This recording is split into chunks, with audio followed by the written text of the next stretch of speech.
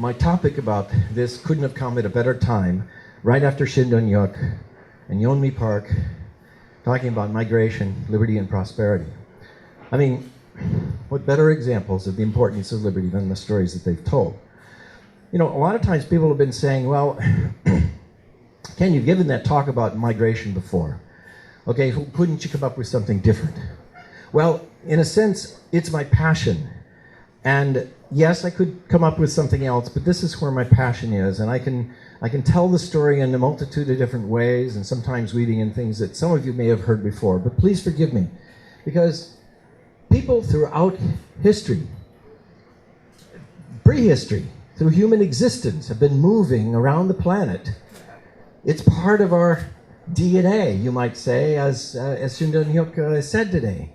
Yes, it is our part, because it is all of our nature to leave behind starvation, drought, death, and disease, and tyranny, and to move to places that offer greater opportunity for ourselves and our families to live a better life and a freer life for our children.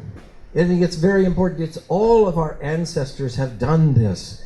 None of us live where our distant ancestors lived before. We're all living in a different place because of it. It's part of our nature.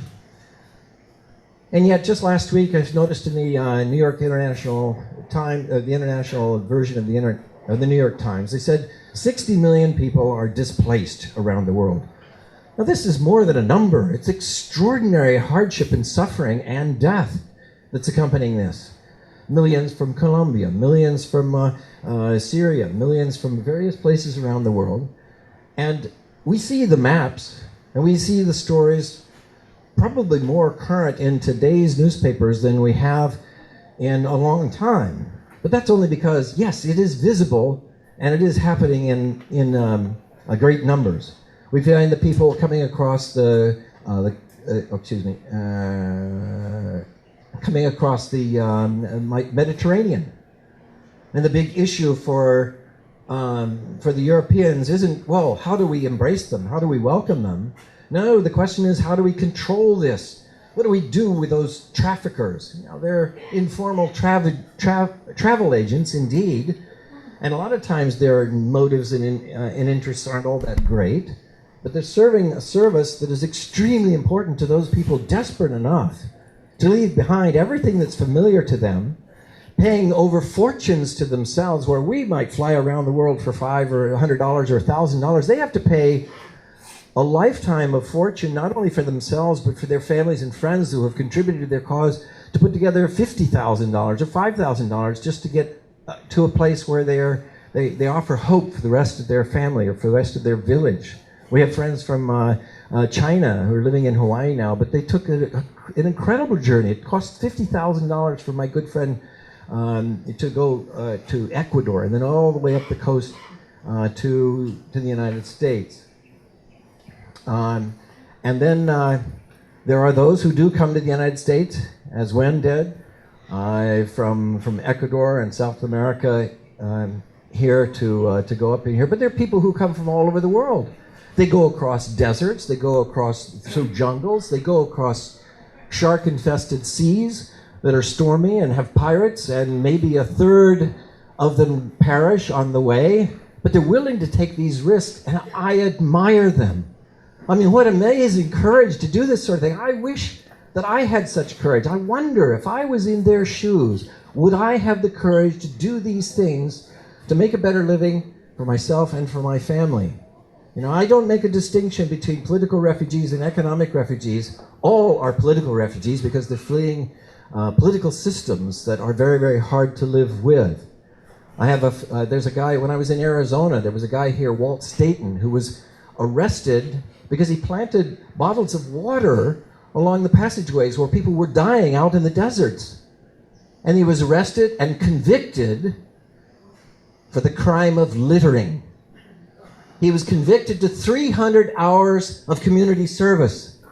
And he said, I thought that's what I was doing. Now here, we're close in Asia. We see a lot of things happening here, especially this summer with the Rohingya, who have been treated, I'd say, quite badly, brutally in parts of of Burma. They're denied citizenship rights, and they're treated badly because of religion or because of their ethnic background. And they're trying to flee. And they flee in the only way that they can, by paying people who are willing to take them on these rickety boats for extortionate amounts, and they often rob them on the way, and they leave them in prisons on the way. And then the answer has been initially to just, arrest the traffickers, so the traffickers leave them adrift at sea. Well, this is quite tragic. Even the Australians have said, well, we're going to pay the traffickers to take them somewhere else. Today, we saw a happy ending for one of the two stories here this week of Shin Dong-yuk, whom I met first at Lausanne, where he gave the talk 2 years ago at the ISIL conference, and Yeonmi Park. They were one of the ones that were lucky enough to be able to escape. How many thousands of cases just like them perished because they weren't so lucky to escape? But they did, and they had to do tremendously arduous journeys. Most of the escapees from North Korea have to go through hostile territory where China doesn't want them. As a matter of fact, most of the world doesn't want them.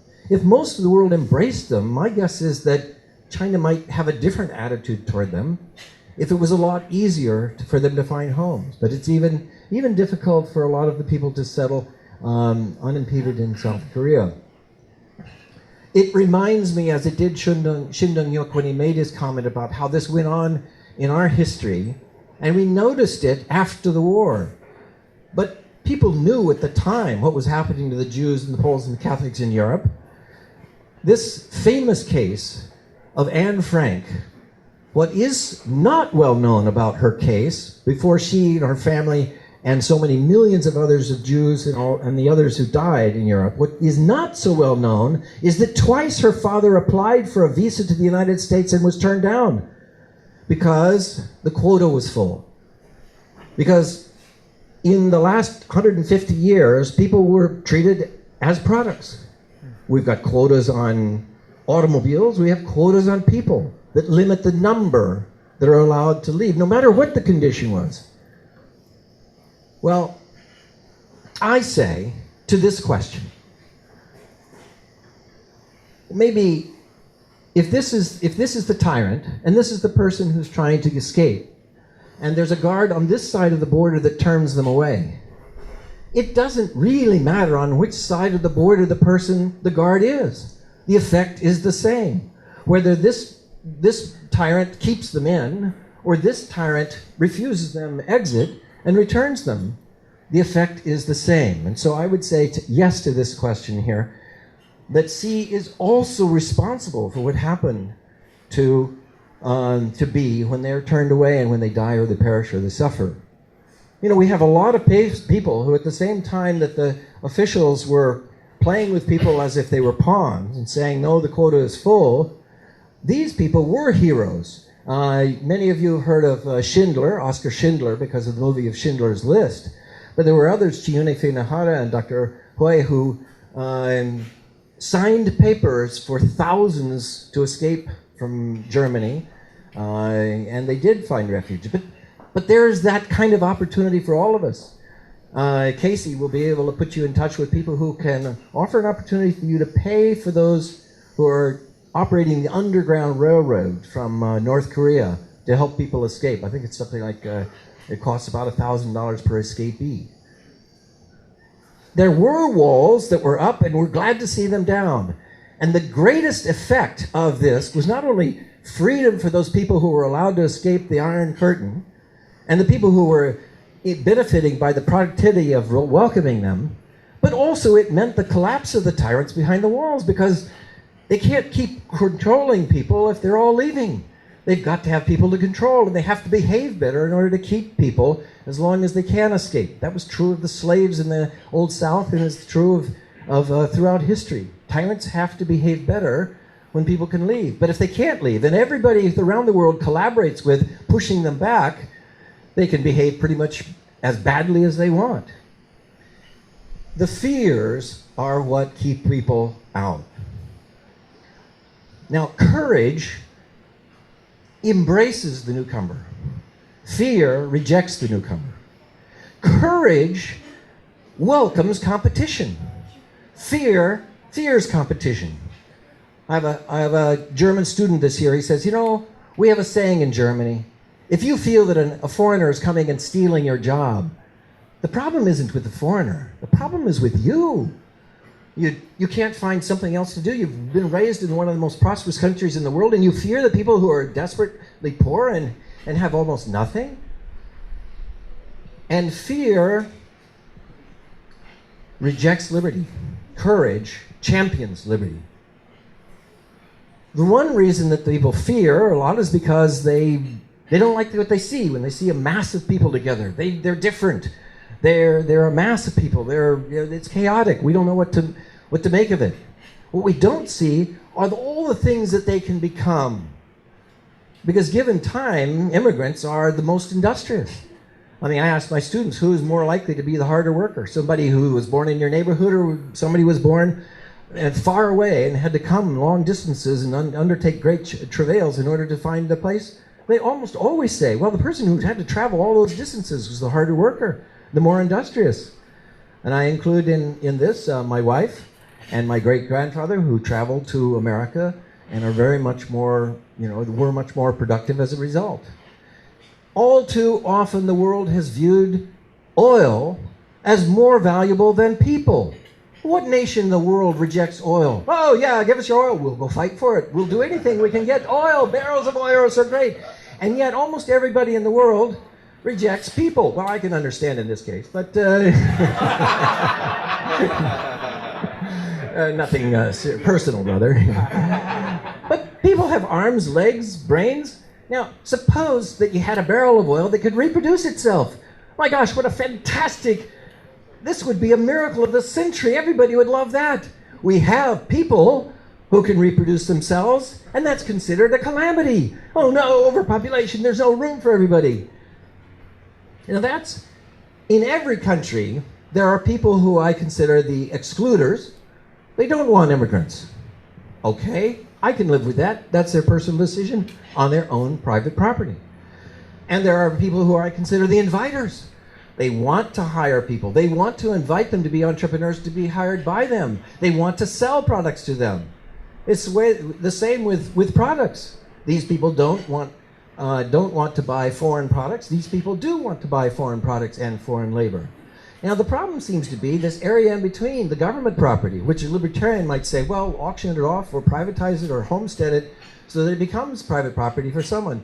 In lieu of that, we find a lot of people saying, well, no, it has to be treated as if it's the domain of the excluders. All the property, all the goods, all the people have to be allowed only in if these people agree and want them to. So these people are denied their own life, liberty, and property to invite them to benefit by commerce with them. No, I prefer the other way around. Why shouldn't the government property be treating people, allowing the inviters to invite people to their property and invite the excluders to go ahead and exclude people if they want? And this was the policy in America for most of its history. Everybody was welcome. In fact, companies went out around the world offering contracts for labor by the thousands from Asia, from Europe, to come to America and work in the factories, work on the plantations, work on the railroads. They built America. In fact, they say that America is a nation of immigrants because almost all the people, now the Indians didn't much appreciate all of this because they were treated badly by some of the people who came from Europe especially, but mostly Europeans wanted more people to come. Throughout that period of time, it was even the founding fathers in the United States who set out as one of the top reasons in their Declaration of Independence from England is that King George III is trying to restrict people coming into the country. We want them. It's wealth, it's prosperity, it's our future. Now, there is a Economic Freedom of the World Index that's produced by the Fraser Institute that talks about all the different criteria that lead to economic growth and prosperity. The size of government spending and taxation, legal and property rights, sound money, free trade, regulation, light regulation. And they rank the countries of the world, and the countries up at the top, always Singapore, Hong Kong, New Zealand, and the countries at the bottom, almost always Venezuela, Myanmar. North Korea is not even on the list because it's so far off the bottom. But when you look at their results, they find that the countries at the top of the list have the most wealth, and they're growing the most. Now, this isn't the ethical argument, this is the practical argument you can make. Well, people that are most free can produce more. They have the greater incentive and reward to do so. The examples I find are in history. For example, all of these countries in 1950 they were wealthier than these countries, these tigers of Asia. And yet, in 50 years, being low on the list, they produced some improvement. Well, not much in Venezuela, but some improvement. Whereas these tigers became from the poorest in the world to the richest in the world with economic freedom. 20, 30, and 40 times as much wealth per person as they had before. Now, China has been growing a lot. They lifted more people out of poverty in the last 20 years than any other example in history. Maybe 300 to 500 million people lifted out of poverty by exercising openness to markets and economic activity, economic freedom. Now, China is low on the list, but people say, well, you see, it's proof that it doesn't work. But I say, no, it's proof that it does work. Because the freest zones are freer than Hong Kong and Singapore for economic freedom, according to the Fraser Institute's analysis of the provinces of China. And other zones, the ones that are not growing, are the lowest economic freedom. And the people are finding that these are the engines of economic growth for China, the ones at the top. And the people are moving by the millions from these regions to these regions. And that's why it causes me to say that a sixth criteria that should be in the Economic Freedom Report of the World Report should be migration. As a matter of fact, it shouldn't just be the sixth item, it should be the first item. According to the work by Ortega and Perry, they say openness to knowledge, skills, and ideas from the rest of the world may be one of the most important engines of economic growth and technological advancement for a country.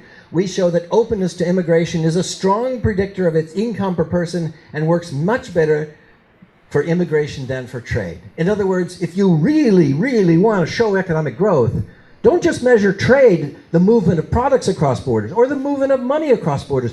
Look at the movement of people across borders, because that's also been the story in China. China has seen people move from all across the poor and desperate regions of economic control to the free economic zones along the coast where they've been trying to imitate what Hong Kong did.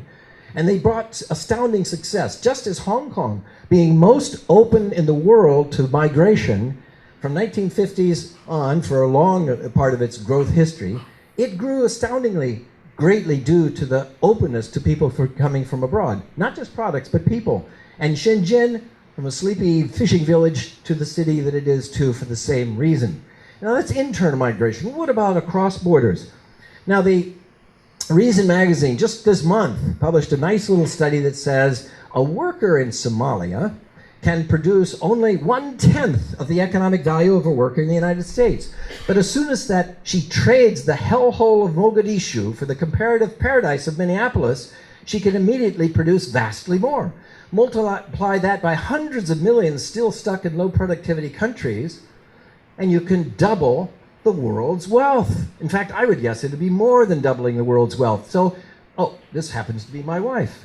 She moved from China to the United States, and I would say she's much more productive now cooking for me and producing these.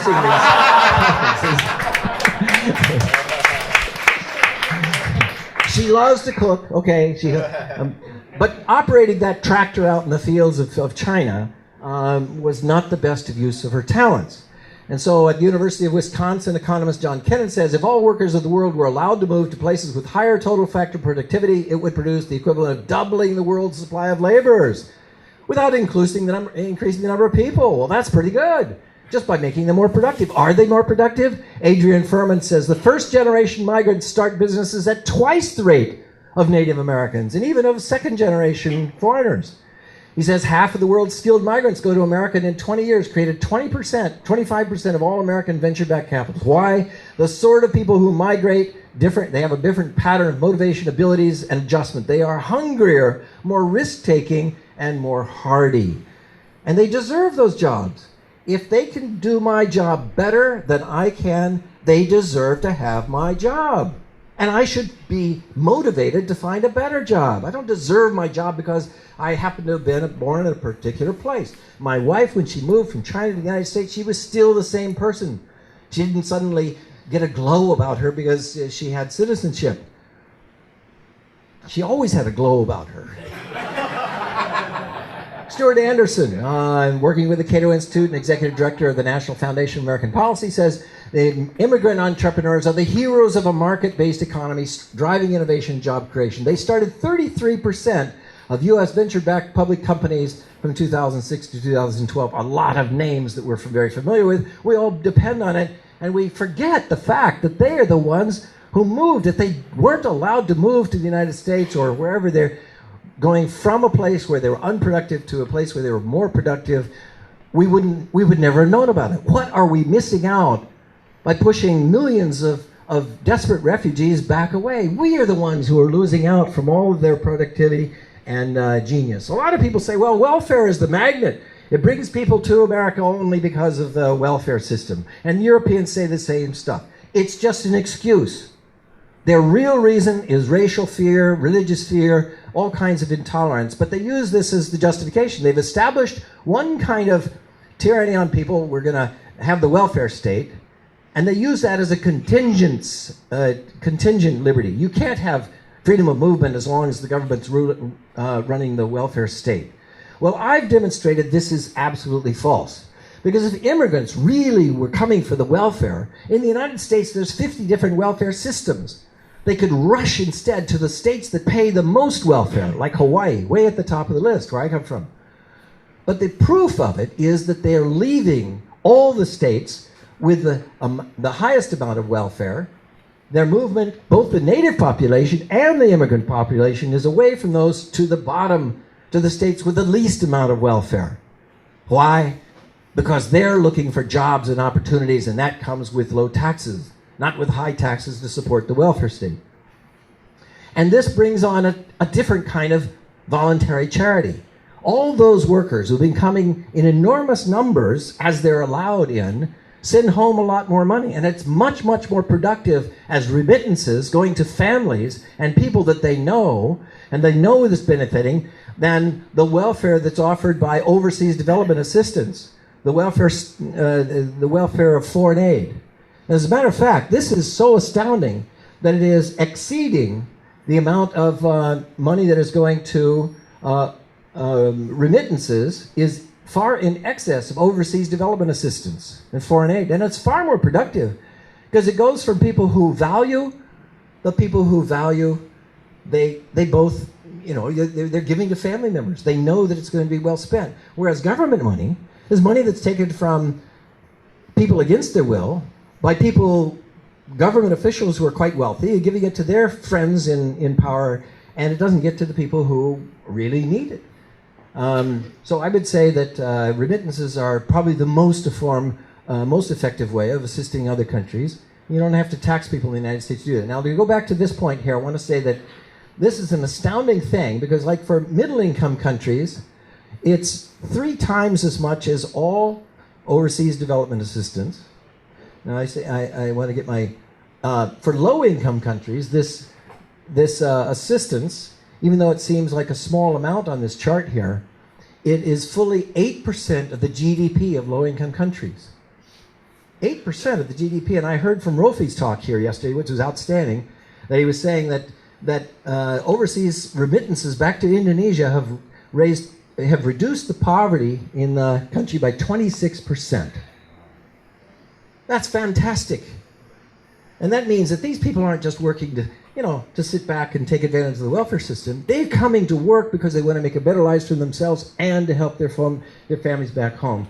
And for all those who are championing the poor, that should be the greatest thing to champion.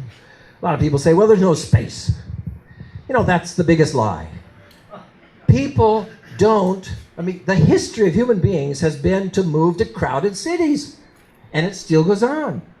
Now, for the most part, throughout history, and there are exceptions where Henry David Thoreau wanted to go out to Walden Pond, okay? And he wanted to be alone as far away from people as possible. But most people like the crowds of cities. Why? Because that's where the opportunity is. That's where the exchange, the networking, the contacts, the opportunities for family and friends, it has always been and continues to be a more prosperous life for people in the cities than in the countryside. So people, like even in New York and California, the states have lower population in New York and California. But the cities of New York City and Los Angeles have greater population. So when people have a choice, they move to crowds. And even in the United States, there's vast amounts of land. 3% of all the US land is zoned for cities and suburbs. Now that means 97% is vast, well, you could say, opportunities for cities. Like when they opened up freedom just to gamble in the deserts of Nevada, they got this, a huge and thriving city of Las Vegas that produces vast amounts of jobs. Now, you may not like, my wife doesn't like Las Vegas. It's the adult Disneyland and that sort of thing. But a lot of people do. It's the number one destination for people traveling from Hawaii to the mainland is to go to Las Vegas. My friend in Canada says, if we took the population density of Hong Kong and placed it around in all the vast areas of Canada, for example, he was saying, Drew Suter was saying, well, you could take just Queen Charlotte Island. The land area could accommodate 9 Hong Kongs. The current population is 5,000.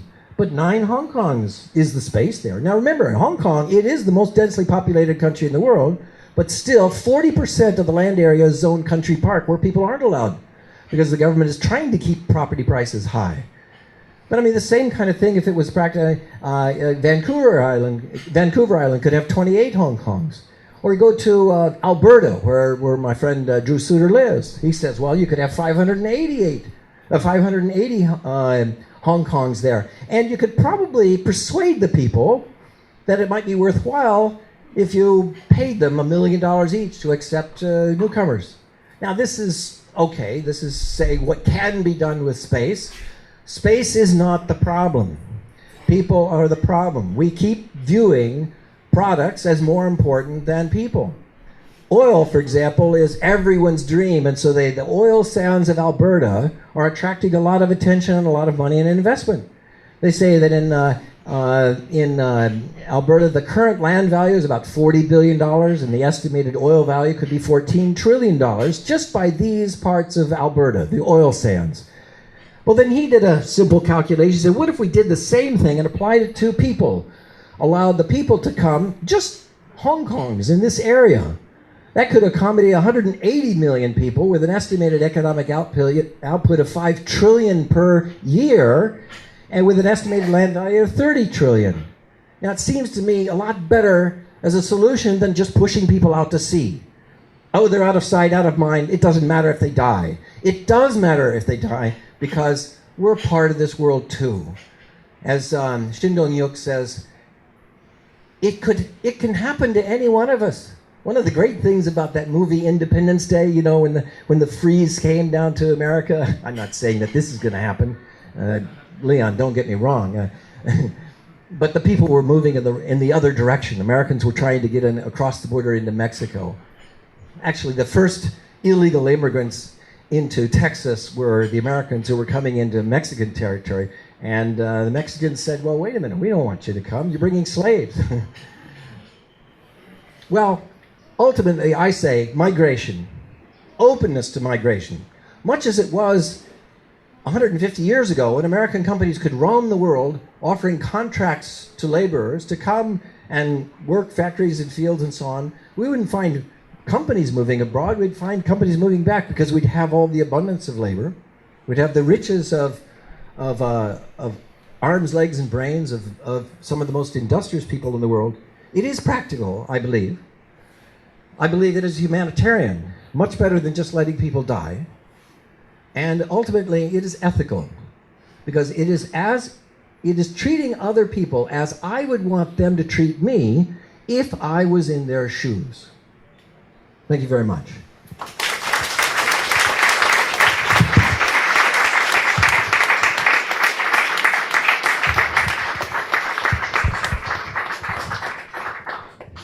Never a shortage of questions on this topic. Thank you very much. Very good presentation again.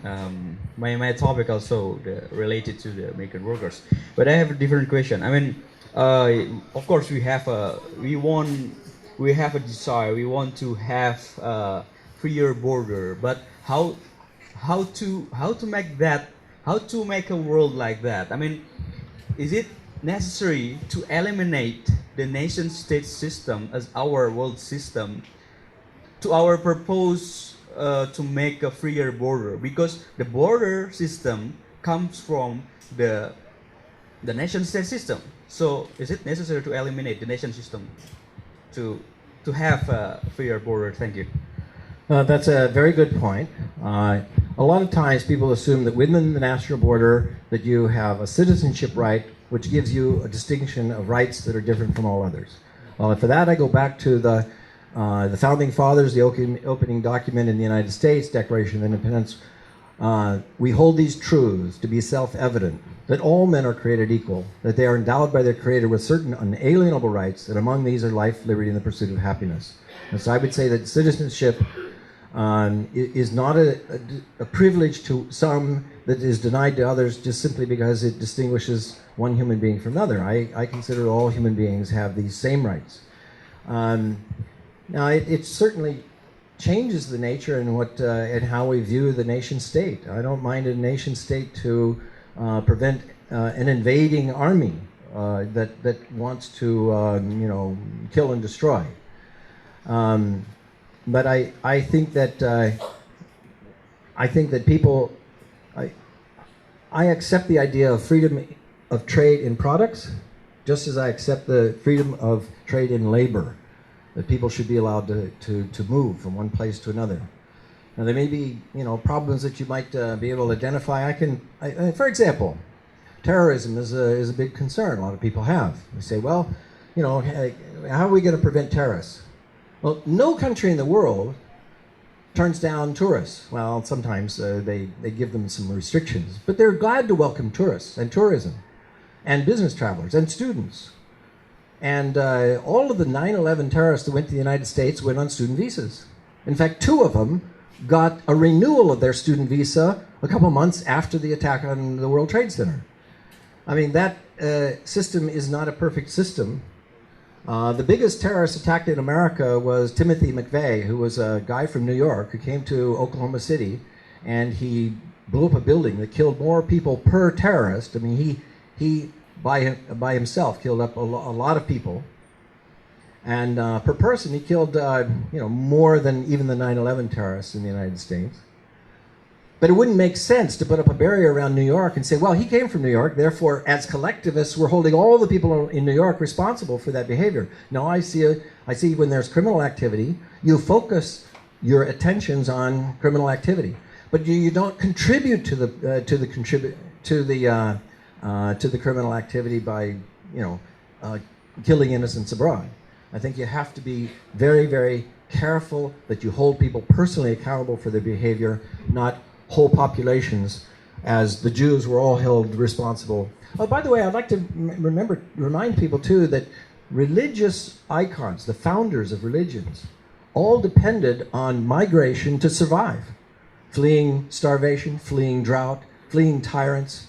They moved around, whether it was Abraham or Joseph or Jesus and Mary or Muhammad, the religious leaders depended on being able to leave behind tyrants. Now, I shudder to think what would have happened to those people if the laws that we have in place were in place in those days and they perished instead. Yes.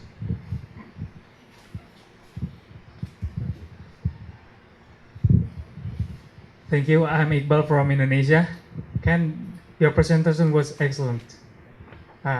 My question is, what should we prioritize more? Is it rule of law, regulation, or free trade first? Or you have the list. What is it? What should we prioritize?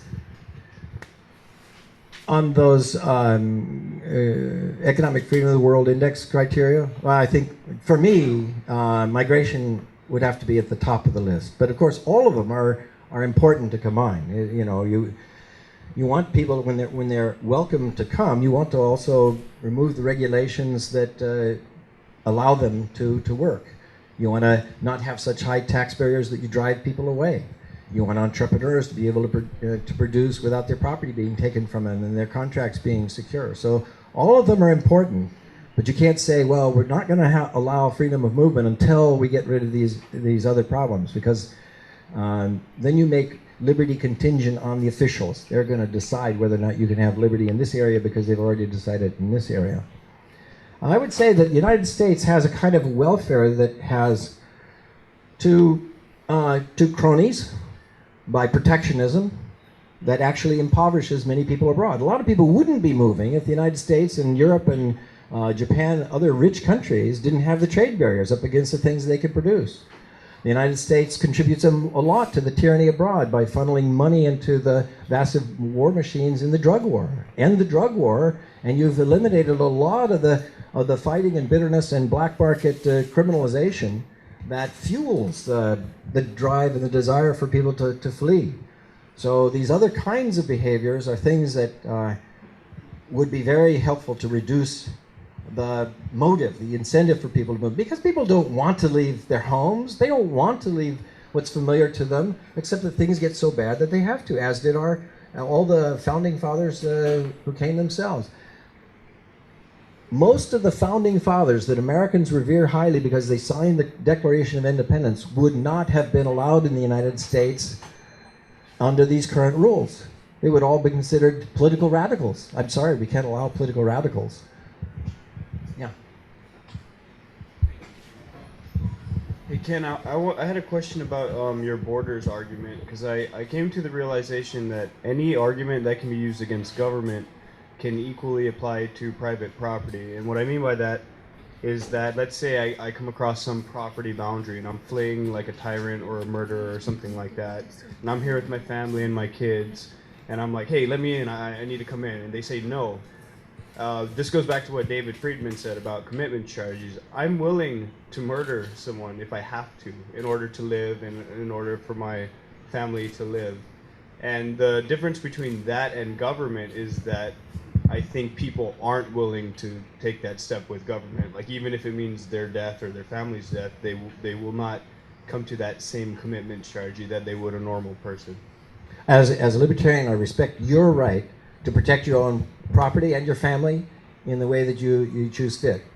But I wouldn't allow you to make that decision for this guy, to say that he's not allowed to use his property. In other words, you can be excluder if you want, and that's fine in any way, shape that you need to. You know, I believe in the right to own guns and protect your own rights. But you shouldn't be able to say that your system is going to be imposed on him so that he can't too. Thank you, Ken. Thank you.